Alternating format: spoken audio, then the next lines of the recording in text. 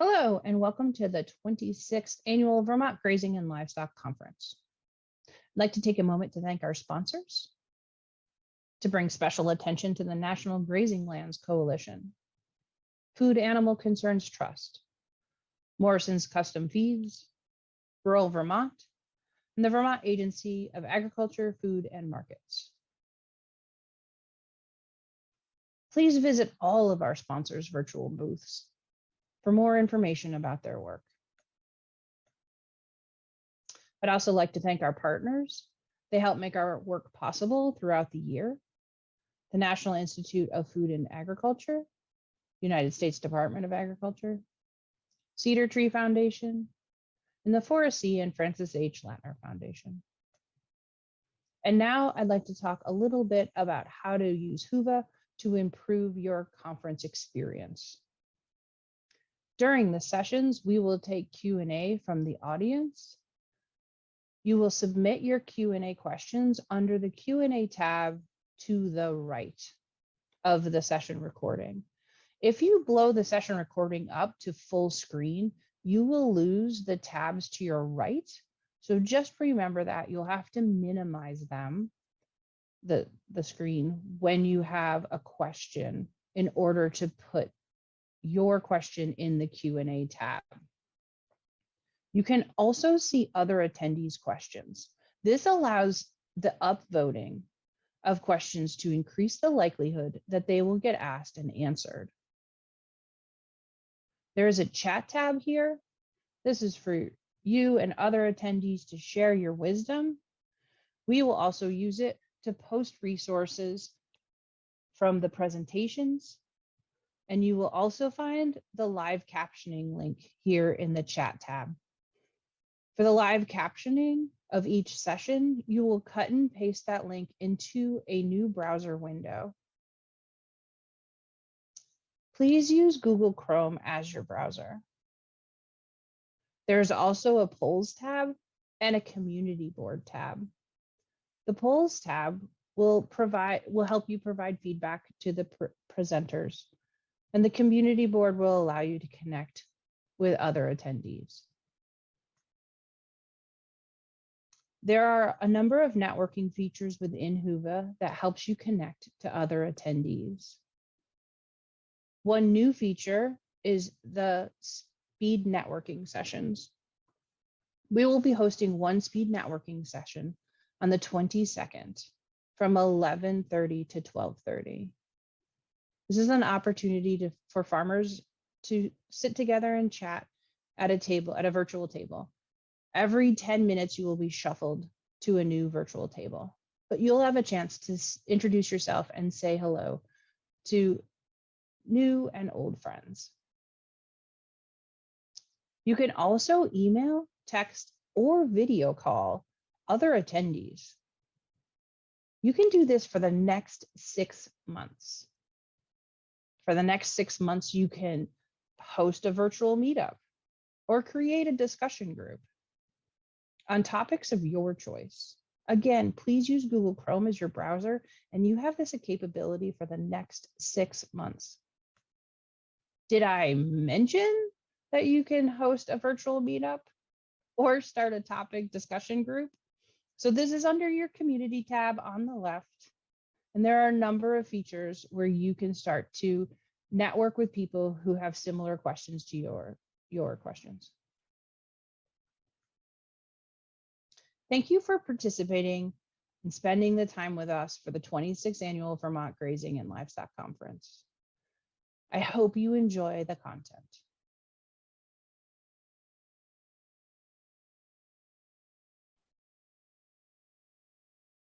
All right, well, welcome everyone. Thanks for coming. I'm just here to welcome you to the final day of the Vermont Grass Farmers Association Conference. My name's Sarah Armstrong Donegan, and I'll be facilitating today's session with Sarah Flack. I'm on the Vermont Grass Farmers Association board, and we just thought it would be fun to have two Sarahs here today. So I want to just remind you to vote and ask questions, just like Megan was saying in the video, in Whova. If you put them in Zoom, they may get lost. And please mute yourself for the session. There might be time at the end to have a conversation, but the way this will run is Sarah Flack will get us started with a short presentation, and then we'll have time for the rest of the slot to do a Q&A session. You can also vote on those questions in Whova. So if you see someone started things off with a great question, just like that question, and we'll see that lots of people voted for it and make sure that that one gets answered. So yeah, I also want to just reiterate the next session is at 11:30. So this one's going to end right around 11. And hopefully we'll see you at that speed networking farmer to farmer table talk. Sarah Flack is going to introduce herself, so I will pass it off to you, Sarah. Great. Thank you, Sarah. It is fun having multiple Sarahs on here. So I'm Sarah Flack. I live in Fairfield, Vermont, and I can see, just looking at the participant list, I know a lot of you. I've been on a lot of your farms. So I hope you guys ask some really thoughtful questions as you're thinking about your own farms. I might be showing photos of some of your farms that I've taken over the last couple of years. So my goal for today is really, like, I'm just going to show a few slides to get us started. And then I'm really hoping to just respond to what you guys have to share and what you want to talk about. So send your stuff to the other Sarah. For those of you who don't know me real well, I've been doing consulting with farmers since the early 1990s, and started out doing primarily land-based kind of forage and grazing and soils consulting with livestock producers, and then quickly discovered that grazing wasn't always the weak link on the operation. So I shifted pretty quickly into doing more holistic planning, including business planning and financial planning, to really tie all the pieces together.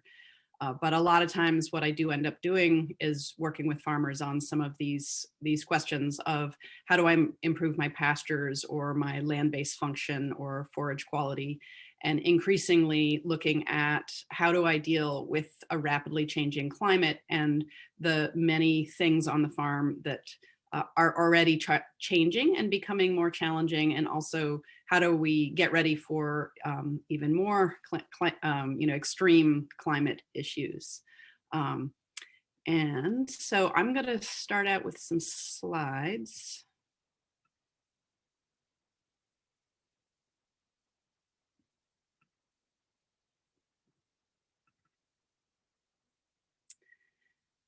I'm going to just leave these in kind of this mode that you see it in now. So you're just seeing my whole PowerPoint presentation, because what I have actually done is I've got 100 slides in here. And so depending on what questions you guys ask, I can flip around and we can look at slides of planting trees in your pasture, or we can look at different weeds that are annoying you, or we can look at cool season and warm season grass and plant species. And so those are all available for us to look at. So just thinking about resilience in a changing climate on our farms, a lot of times, a lot of the kind of the ecosystem services discussion going on in particular, and the soil health building, everybody seems to mostly stay pretty focused on just our pastures and our cropland, our hayland. I would really like to be thinking in a much more holistic sense about our farms and how to respond to climate change. I want to be thinking about our forests that might be uphill of our pastures, and what happens to high rainfall events when water lands in those forests and is flowing down through the forest towards our cropland and pastures that might be further down in, on the flat land on our farms. I want to think about the streams that are flowing through the farm and the riparian areas, and the wetlands that are hopefully slowing those high rainfall event runoffs. I want to think about the location of farm roads and lanes, and maybe also the town roads in relation to our farms and the landscape. And so I don't want to limit our discussion today to just looking at the pastures, the livestock, the soil and the plants in the pastures. I really want to open it up to some of the bigger picture things that we really need to be thinking about for long-term resiliency in our farm. So these are some of the thoughts that I had that we might want to talk about today. High rainfall events, dry periods or full-on droughts, high temperatures and humidity, and the impact not just on our plants and soils, but also on the livestock, and maybe also on us humans sometimes. Low temperature events, though we don't get as many of those as we used to when I was a kid on the farm here. And then also thinking about storms and wind damage. And then the other side of this slide is just some of the impacts that we might be seeing, drought stress in our plants, storm damage to some of the infrastructure on our farm. What happens when we have areas on our farm where the soil water table stays high for longer, so that we actually have these fully saturated waterlogged soils that are actually killing off the root system in some of our previously really desirable cool season grasses and cool season legumes that we want in the pastures or the hay fields. Drought causing plants to go dormant, die out, those kind of lower density pastures that we see sometimes after a drought. More weeds, new interesting invasives, mud during the grazing season, and then the soil compaction that can result if we aren't doing the right stuff on our soils during those muddy, highly saturated events, and then heat stress in our cattle. So this is a farm lane on my farm, which is also my driveway. And this is one of the areas where I've already had to do some climate change work, replacing culverts with larger culverts, and most importantly, reshaping this farm road so that in high rainfall events, whatever water can't be absorbed by the upstream wetlands in this area will flow over the driveway, not wash it out. And also thinking in terms of how to manage and protect the wetlands and their water infiltration capacity that are upstream of all of the pastures and the hay fields and the farm lanes like this, the infrastructure on the farm. In some cases, having to move and relocate fences so that they don't get washed out on an annual basis as we have more high rainfall events.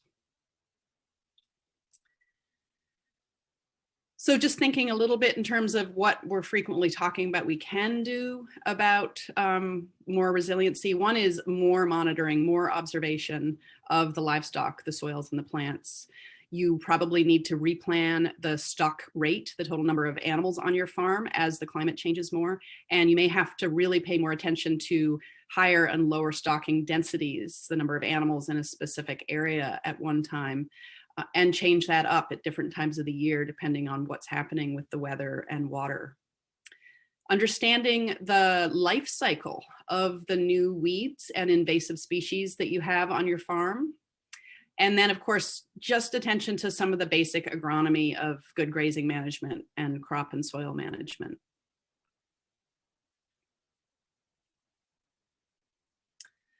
So I don't want to spend too much time just kind of going over sort of what I often jokingly refer to as like the basics of good agronomy.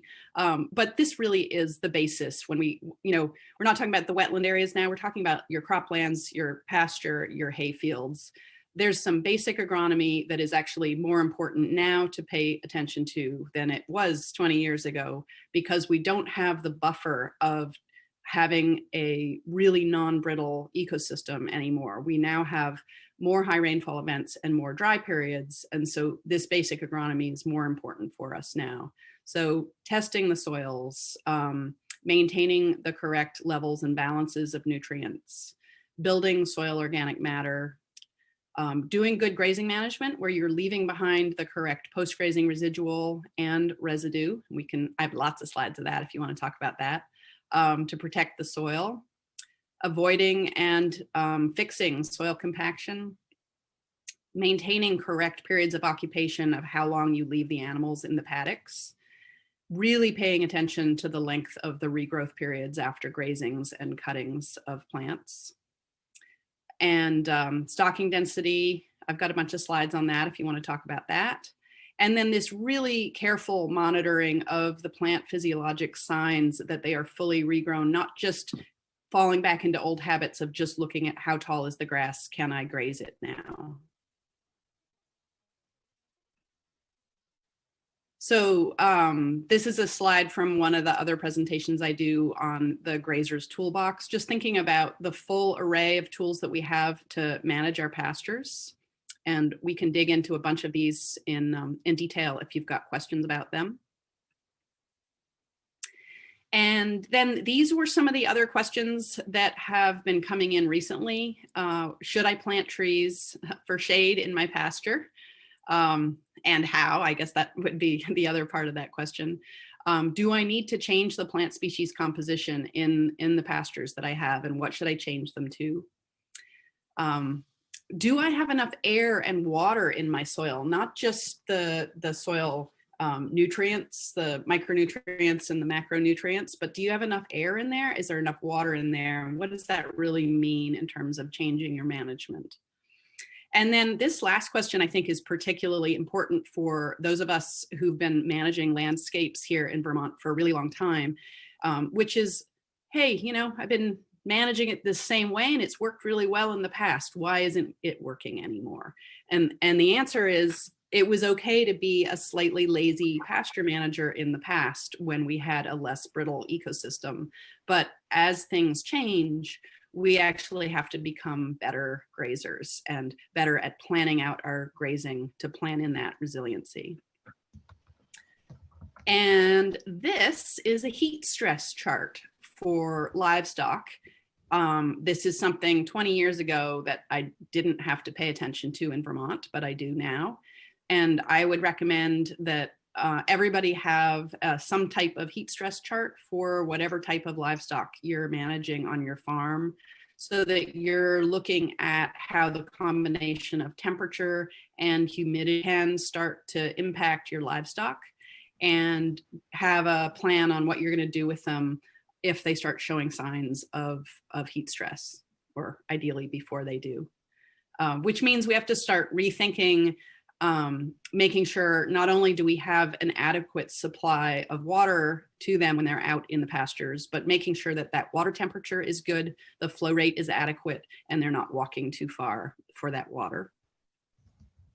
And sometimes pulling them off of the pasture and putting them in areas that are shady. So here's a bunch of cows sitting in a composted pack barn in Vermont. And here's some cows in Pennsylvania that are actually standing under a mister that is lowering the air temperature, so they can stand under that cooling mist, or they can go under the adjoining shade structure, and obviously providing them with feed in these situations. And then there's also trees in your pastures. They can be good, they can be bad, depending on how it's done and managed.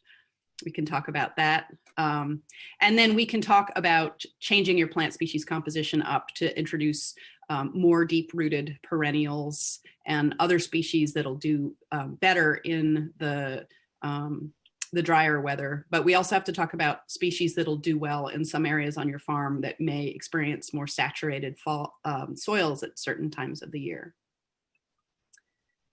And of course, there is irrigation, which I am increasingly seeing successfully used in the Northeast. We can talk about that if you want to. This is one right near me here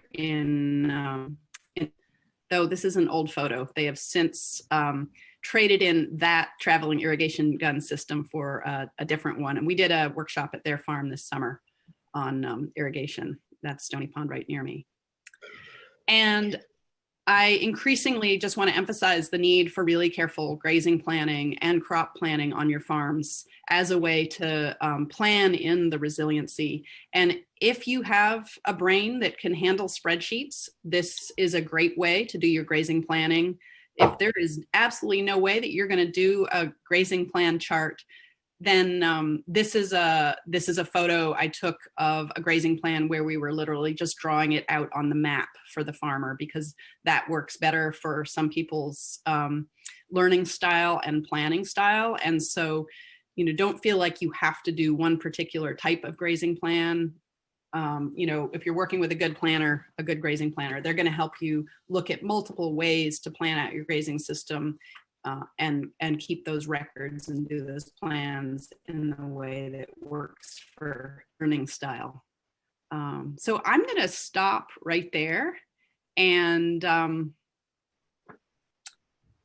just shift to talking to whatever you guys want to for the rest of this session. Awesome. So many questions just came up for me, so I'm sure they did for other folks.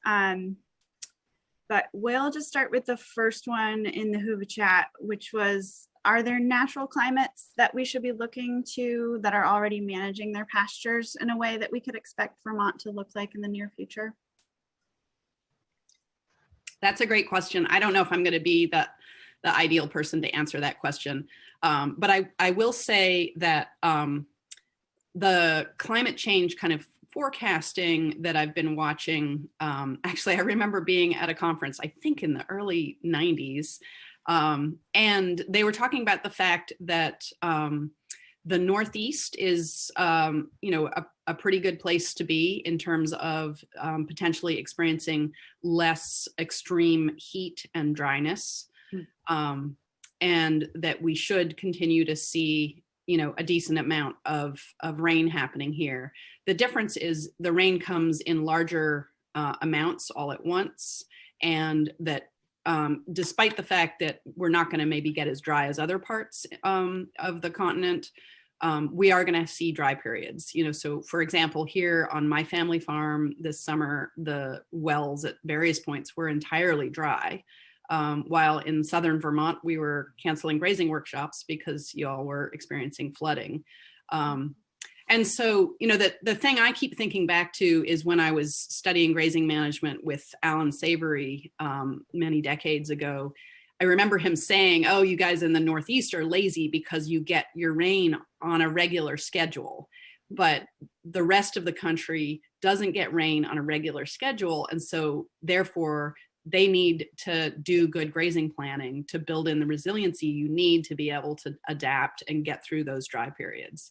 And so I guess this is my long answer is we have to become better grazing planners here, just like the rest of the country, because of these more frequent dry periods. And then also the high rainfall events that we didn't talk about so much several decades ago. Okay, next question is about keeping good data. After cattle have grazed, they have obviously eaten some of the grass, but trampled the rest. How do you measure grass height as required by FAP rotational grazing practice for trampled grass? Do we just measure the eaten grass blades left standing? Do we stand up the trample and measure it? Or do we measure the trampled height? All right, let's look at some photos of post-grazing residual. I love talking about post-grazing residual. So let's see.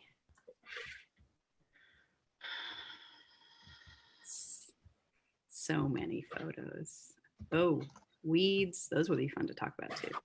I'm sure we'll have weed questions. Ooh, warm season grasses. Where's my post-grazing residual? Oh yeah, here we go.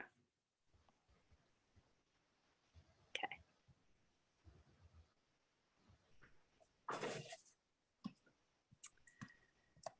Yeah, so honestly, measuring height either before grazing or after grazing is not an easy thing to do because it's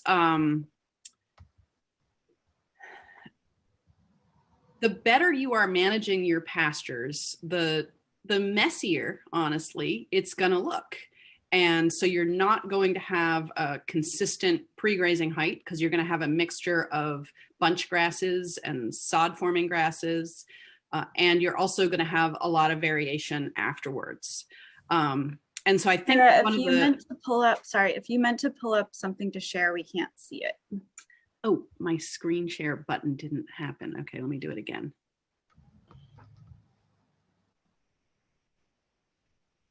Okay, did it work that time? Yep. Oh, good. You just missed me scrolling through 88 slides. Okay, so post-grazing, so there, first of all, it's important to know the difference between residual, which is the material that's left behind that's still attached to the plant. And so most of this you're seeing here in this slide is residual. Residue is the stuff that's like detached from the plant and just kind of laying on the soil surface. And so you want to mostly look at the residue. And so here's, I think, a really good example of exactly what this person is asking. So some of the post-grazing residual in this pasture is 4 feet tall, and some of it is trampled flat. This is a fantastic post-grazing residual right here. This is at actually Dave Major's sheep dairy down in Westminster West.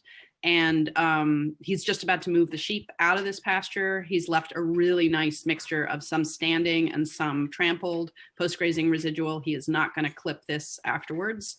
And if I was, filling out a farm ag practices report and writing down what the post-grazing residual was for the ag agency so that they would pay me the $25 an acre.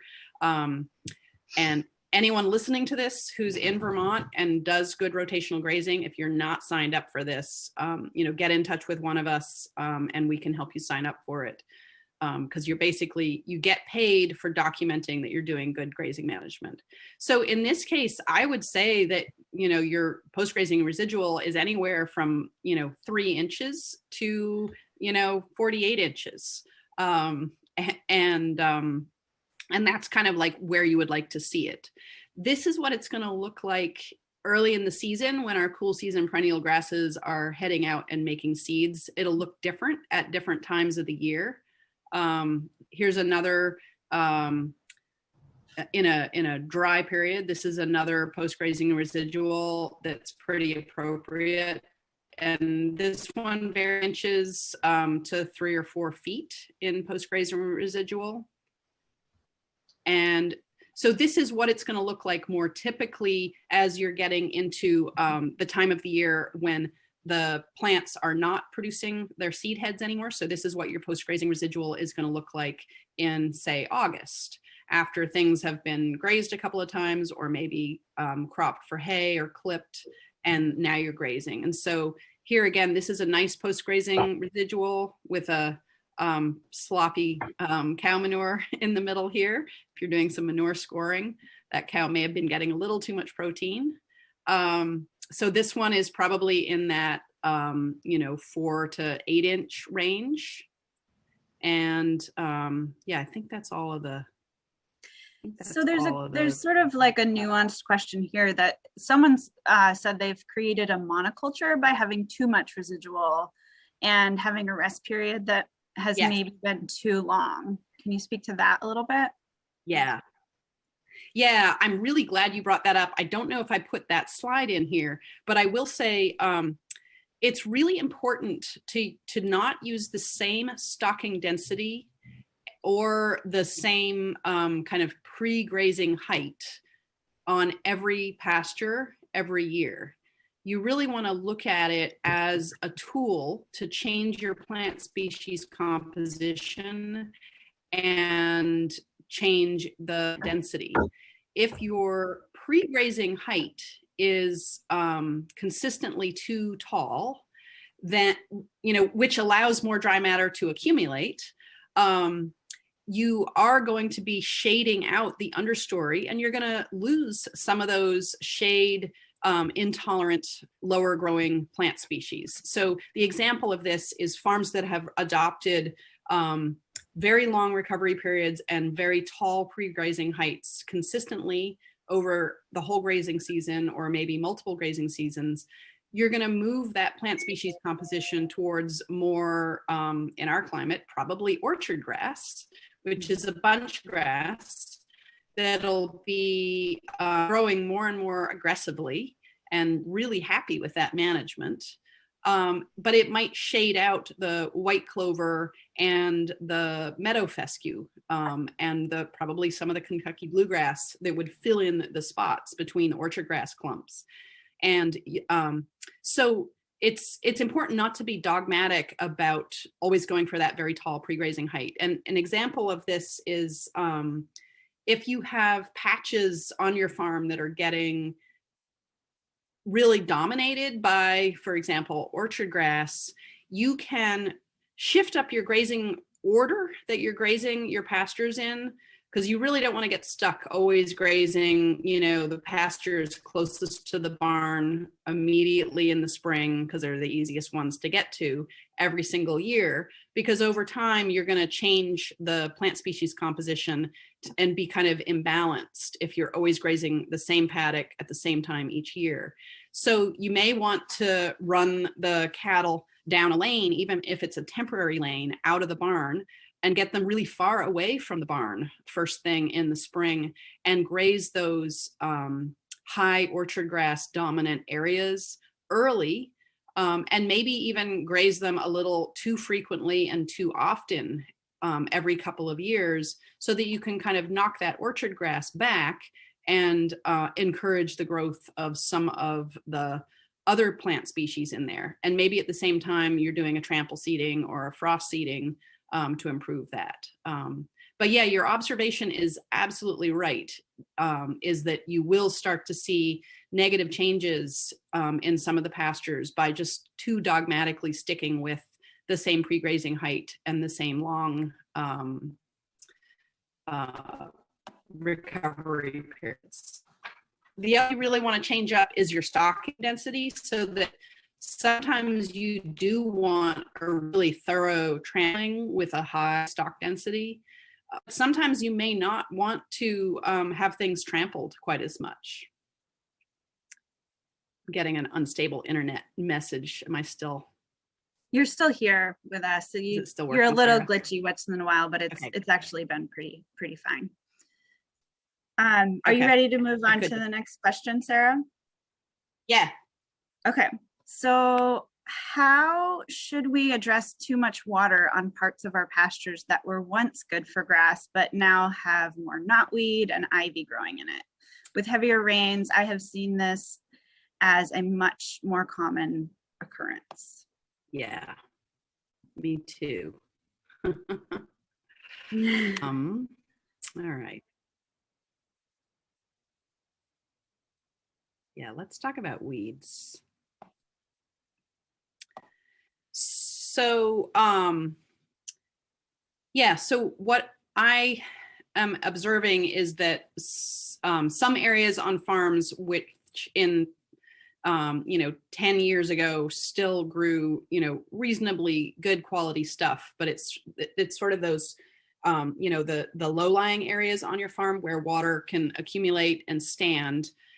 If you're starting to have periods of time where there is standing water or there is soil saturation up pretty close to the soil surface, and that water is standing around for more than, a couple of days, once or twice a year or more, those are periods of time where you're going to have a loss of air, essentially loss of oxygen in those soils, which drowns the roots of the desirable cool season, high quality perennial grasses and many of the legumes.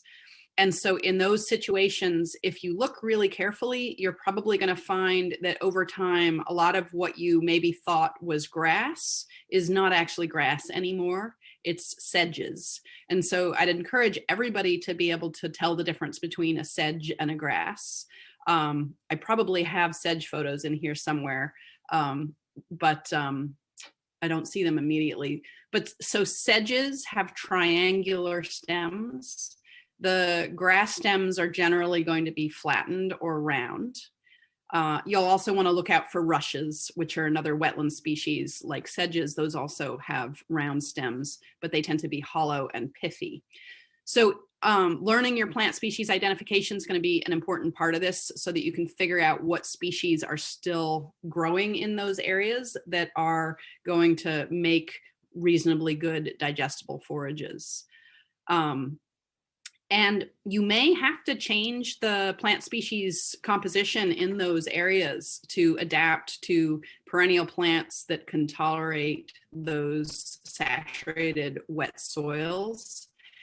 And keep an eye on, I feel like in the soils that are getting drier and drier, we have low plant density caused by those dry periods. And that is what offers weeds the opportunity to germinate and spread in those areas, is just too much bare soil.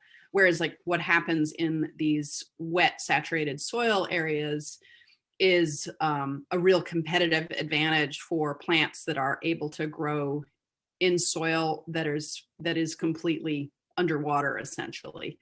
And so the forage, the quality forage species to think about, they're not my favorite in terms of, maximizing milk production and rate of gain in cattle, but they're what will grow.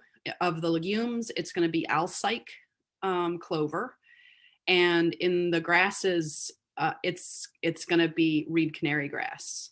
And there are improved, more palatable varieties of reed canary grass, but it does tend to be one that's a little bit harder to manage for digestibility and low NDF feed. Sometimes grow annual crop in those areas as long as it's not an erosion prone, flood prone. Sometimes that can be a solution to maintain species quality in there and seed it back every now and then to an improved perennial mix.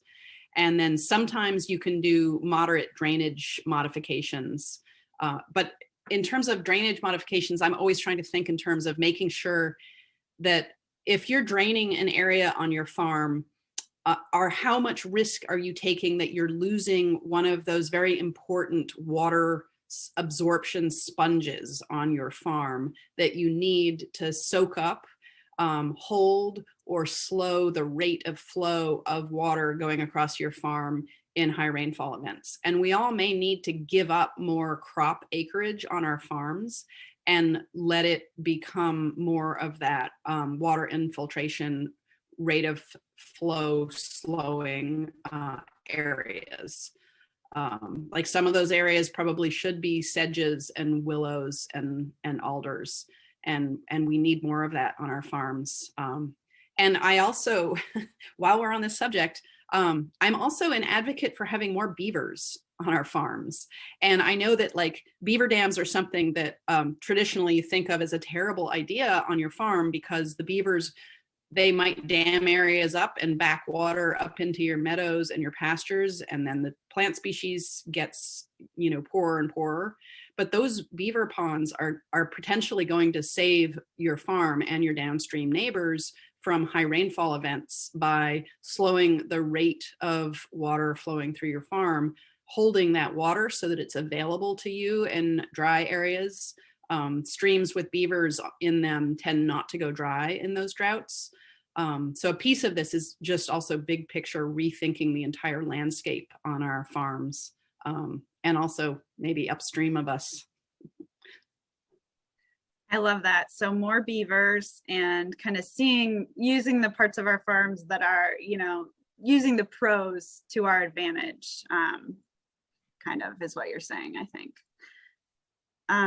So next. Yeah. And, this is challenging in that this might impact the profitability of your farm. And so taking off my grazing consulting hat and putting on my business planner hat, if we're in a situation where climate change is asking us to perhaps expand the wetland areas on our farms, that is land that the state of Vermont still taxes us the same amount on. And so far, all of the work I'm seeing coming out of most of these, payment for ecosystem services or whatever you want to call them, most of them are really focused on paying farmers for good cropland management. We need to see more incentives for farmers and landowners to maintain, improve, and expand these wetland areas and beaver habitats. And one of the things I've been talking about is why should landowners who are protecting their wetlands and protecting their downstream neighbors be paying property on these wetlands? They are a public service benefit, and so we should all be advocating for current use or something to, like, let's not tax us on that, so that we can start to incentivize protecting more of these areas and having less of a negative financial impact to farmers who own a lot of these areas. All right, rant over, but that's one of my favorite rants. So. Oh, that's a good rant. That's such a good point. Thank you for bringing that up. So next question is somewhat adjacent, but somebody's having an issue with some spot tilling years ago behind some pig wallows that they created. And behind those came some monoculture quack patches. So they're wondering about good options for rediversifying those zones. Okay. And they're well-drained pastures, and they have ample first cut hay with good amounts of red clover and other seed. Okay. So my first thought when I hear pigs is that you probably have soil compaction. And so I would look first at that before you spend a bunch of money on seeds. And let's see, I'm gonna do a screen share here.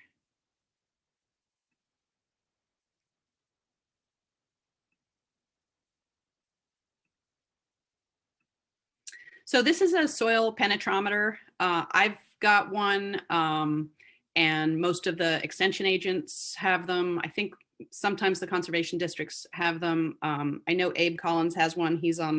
I think he's on the Zoom with us today. And so this is a great tool to figure out if soil compaction is one of the things that's limiting your ability to change the plant species composition in the area to what you want it to be. This will measure how compacted the soil is, and also tells you at what depth is it compacted. So this would be one of the first things that I would do in an area like that as I'm thinking about how to fix it. I would also take a soil test, and I would make sure that soil test is giving me all of the chemistry of the macro and the micronutrients, to just try to figure out, like, have we got something really out of balance here that we need to fix before spending the money on some seed. Quackgrass is awesome. It's got this amazing root system, and it is often what'll come in kind of as a primary successional perennial grass species to stabilize the soil in an area.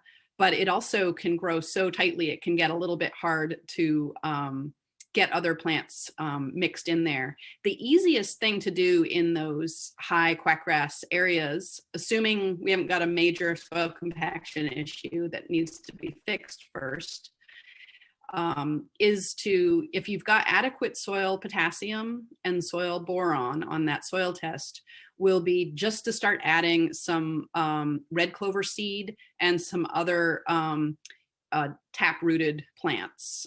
If you're just frost seeding and you're on a limited budget, I'd probably just do red clover.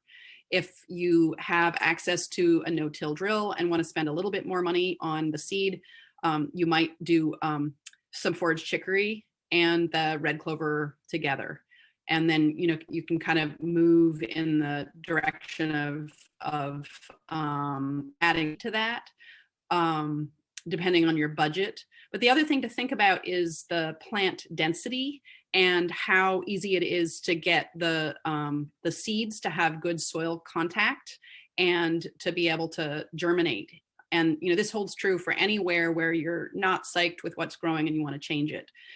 So this is a pasture in Vermont that had relatively low plant density. So it was not quackgrass. Like there's a little bit of quackgrass out there, but it wasn't completely obscuring the soil. So we were able to just go out and literally sprinkle a highly diverse mix into the area. That's the top slide in here.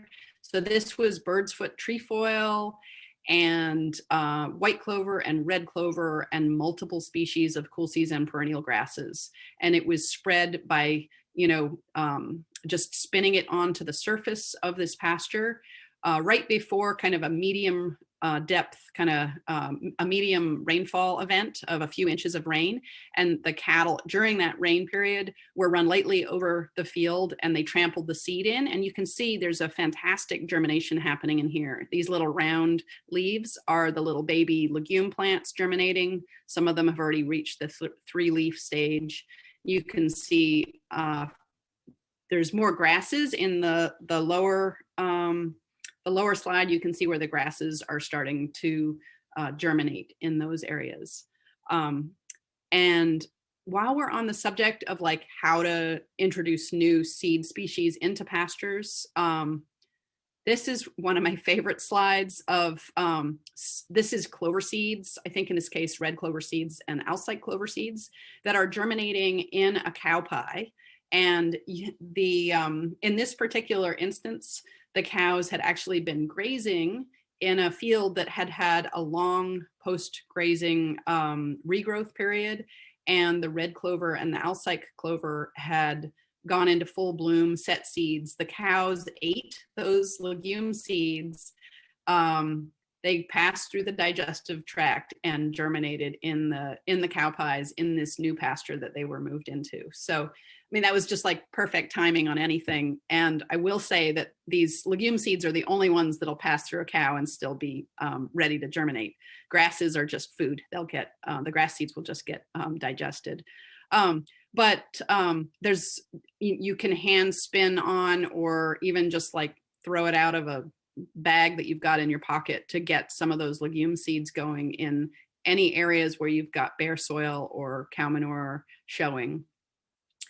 And then there's always tilling it up and reseeding it completely. It's always what you have to do as a last resort, but depending on your farm's business plan and profitability or lack thereof, a weak link analysis, it may be necessary to go in and do more significant pasture reseeding and renovation on some farms. The downside of that, as you can see here, you can see these individual rows of new grasses and legumes. And I think there's some forage chicory in here that is germinating, is that you've just exposed a whole lot of bare soil. And so you're really setting things back, opening up the opportunity for new weeds to come in. And so these reseedings need to be done really carefully and thoughtfully, and only when it really makes sense in the whole context of the farm's financial and business plan. And I'll just quickly say, this is a sedge. Notice the triangular stem, and being far away at a distance and you looked at it, you might say, oh, look at all the green grass out there. But it's not a grass. It's this other really interesting, not very digestible species. Sarah, there's a question that's pretty parallel to what you're just talking about, around someone would like to introduce some deep-rooted forbs into their already established pasture and they don't have machinery. Do you have any advice for that? Yeah, so I'm hoping they're talking about forage chicory, which is one of my favorite plants, but there are some others to consider also depending on the situation. So here's my my take on adding seed to your farms is you're always going to have the best results if you can do it with a no-till drill. But realistically, a lot of the farms in Vermont, including mine, have significant acreages that are full of rocks, stones, trees, And there's lots of places that there is no way that you can drive around with any type of tillage or no-till equipment. And so, you know, we've got to be creative in how we introduce seeds. And so I have only had very moderate success with trample seeding of a lot of those forb species. So, and forbs, by the way, for those of you who don't know, are things that are not legumes and clovers and things that are not the grasses that we're talking about. So it's like forage chicory and that lovely narrow leaf plantain and those other types of plants. And so I have had a little bit of success very strategically overseeding it with some trampling in areas where I have exposed bare soil.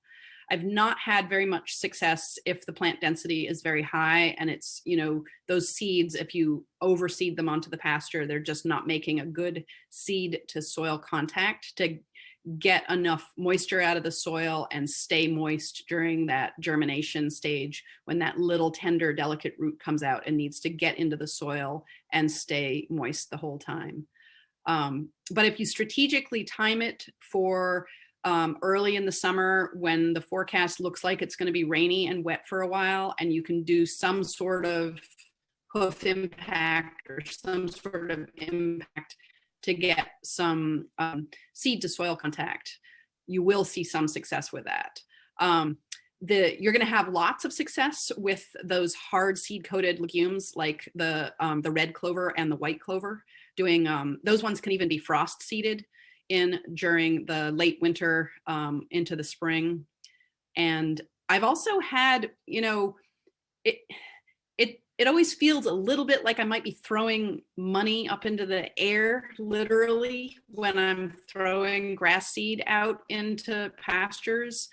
But if you do it strategically and consistently and a small amount every year, I do see that over time, there is more perennial ryegrass and there is more meadow fescue in those areas where if you've got medium to low plant density and you don't have access to any way to get it into the soil with a no-till drill, just sprinkling it onto the soil surface before a rainfall event or even without livestock trampling with the grasses right before a rainfall event, you can sometimes get some germination. But I do find that the forbs, unfortunately, are some of the harder ones to have success with doing it that way. But if you can budget a little bit every year and just do a little bit every year, some of the farms I've been working with, you know, for the first 3 years, we thought, oh man, we're just throwing away money. But then we started to see, you know, oh, there's a little more chicory, there's a little more plantain, there's a little bit more meadow fescue, the perennial ryegrass is starting to spread. And so it's still worth working on it, even though it's not going to be as awesome as getting out there with a no-till drill. Okay, thanks, Sarah. That's helpful. While we're kind of on the subject of seed and species of grasses, are there any favorites of yours right now that are currently showing resilience to these weather extremes that we're starting to see in Vermont? I encourage everyone in Vermont to go on the Northwest Crops and Soils extension website. That's Heather Darby's research team. They are doing variety trials under both conventional and organic management practices on the farm up in Alberg. And they've got annual forages, perennial forages, legumes, grasses, all sorts of stuff up there. And 2021 was a particularly dry year. And you could just scroll back through year after year after year of variety trial data on that website and start to think about yield, digestibility, because all of that info is shared there, and which varieties look like they might be the best match for your particular farm. And there are new varieties coming out all the time, and you know it's a matter of like cold versus dry versus wet, and then also like what are the needs of your livestock species. But yeah, I mean, I could definitely go off on a tangent on what I like, but if your farm is wet, I'm going to recommend something really different than if you have sandy soils and your farm tends to be really dry. So it's the Northwest Crops and Soils website and go find all of their previous year variety trial research.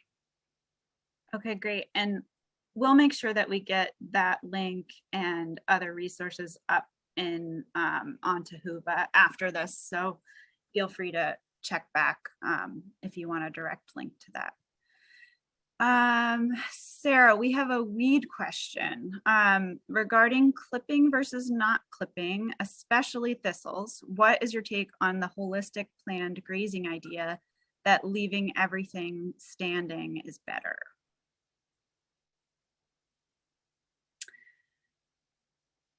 All right, weeds.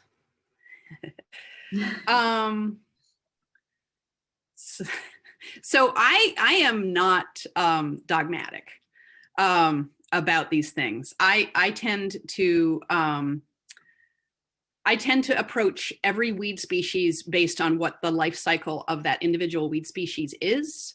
I want to know, is it palatable and I just need to manage it as a forage crop, or is it toxic, unpalatable, non-digestible and spreading, and I need to figure out how to reduce or eliminate it.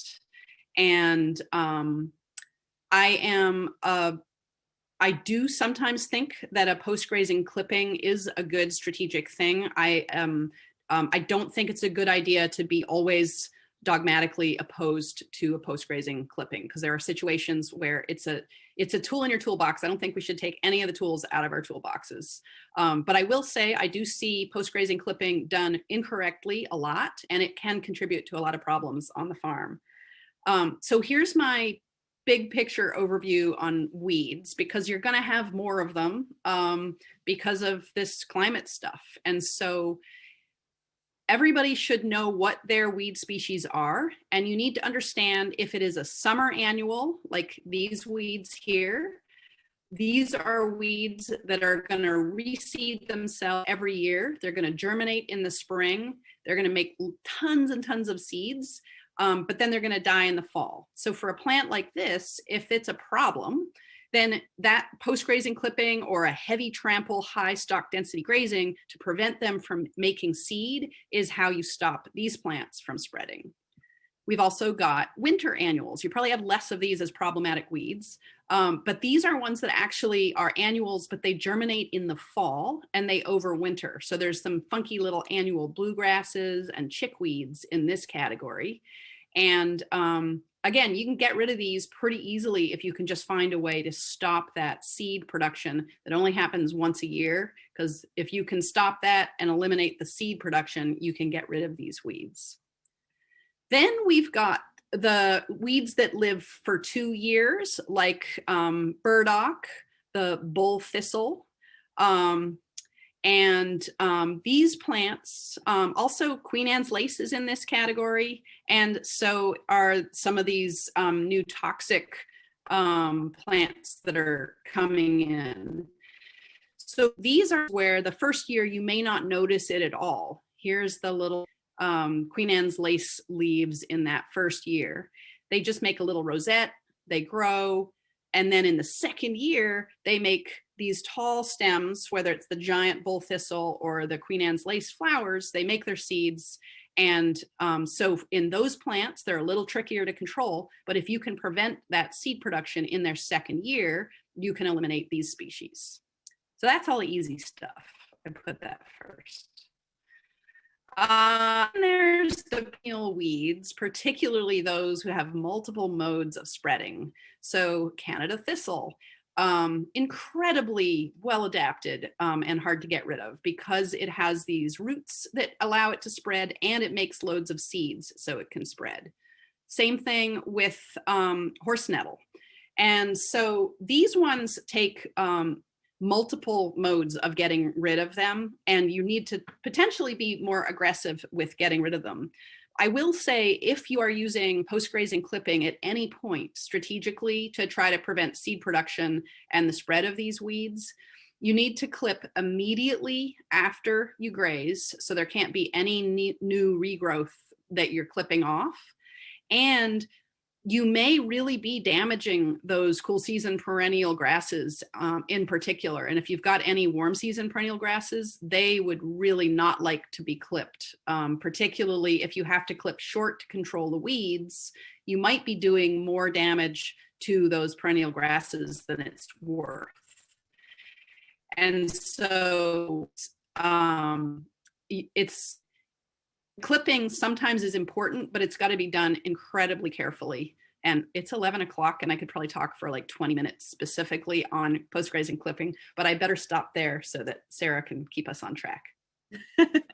Yeah, I was just going to say it is 11 o'clock. So if folks have to go, we totally understand. Sarah, are you open for taking maybe one more question?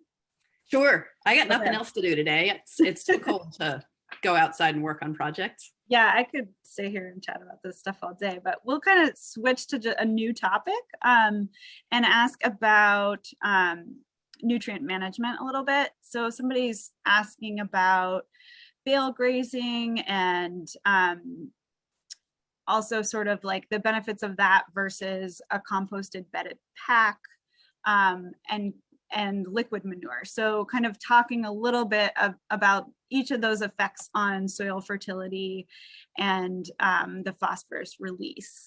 And then also the wood chips in a bedded pack. Is there like a specific type that you recommend for this nutrient management systems? So, wow, so many directions we could go with this.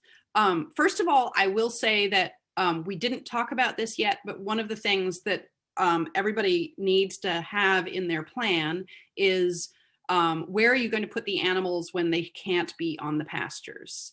And having the animals on the pastures when the soils are fully saturated and not frozen is, often the number one cause of soil compaction on farms. And then also, if you have a dry, a real drought and plants are almost dormant, but not completely dormant, and you want to just lay off them and give them a break, that's another time where you really need to have in your plan, where are you going to put your animals that's not on pasture to protect your plants and soils? And so that might be an old cement barnyard or a new cement barnyard that drains into a manure pit, or it might be a wood chip pad. Some of those I'm seeing look pretty cool in terms of both winter and summer, getting them off the pastures. Then there's also the bedded packs and compost packs, which can be more challenging financially because you have a higher annual bedding cost to have to budget for. But that is a great way to, capture the nutrients during those times of the year when you need to have them off the pasture and cycle it back through the farm. So you need something, and usually the limitation on what you have is determined more by the pre-existing infrastructure on your farm, what you can afford to build, and what the annual input and management costs are for those. And that's actually something I'm working with a lot of farms right now through the Vermont Farm and Forest Viability Program, is helping them assess their current housing system for their cattle, the manure storage system, and looking at their nutrient management plan. And, in some cases, a freestall with a manure pit may be the best financial decision for a farm.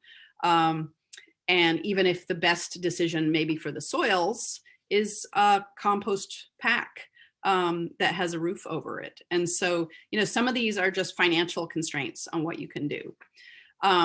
So that said, I have to say, two things I've become less of a fan of over time. One is bedded packs because of two reasons. One is I see that farms that have converted over to composting all or most of their manure often have a nitrogen shortage in their overall farm nutrient management plan. Because a lot of that nitrogen is tied up.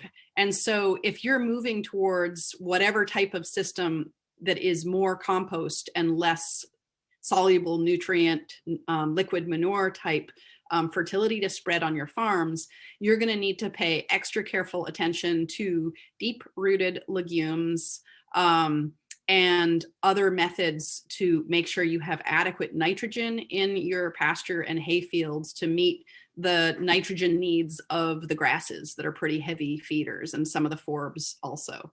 And so that's one piece of it. You know, the feedback I'm getting from farmers who've had bedded packs for a really long time is they love the compost that comes out of the bedded packs, but they are buying in liquid manure from a neighboring dairy farm to meet the nitrogen needs on some of their fields. Bale grazing can be fantastic, and it's also one of the quickest ways to destroy portions of your farm.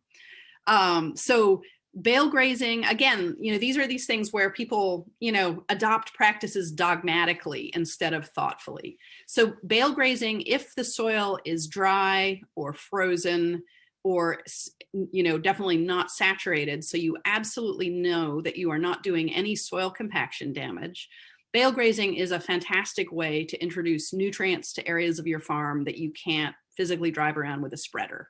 That's why right now there's a flock of sheep up in the very rough pasture behind my house, because you can't drive a spreader up there. But you can drive a tractor up there with care and feed out some bales. So that's a way to add organic matter and nutrients that can be beneficial. And the soils are frozen up there right now, so it's a good idea.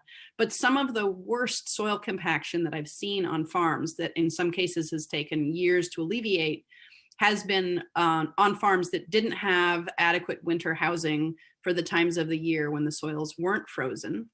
And that's part of climate change, is our soils are frequently not frozen for portions of the winter. And those are the times of the year where it's really great to be able to move them off into these bark pads or barnyards or compost or bedded packs.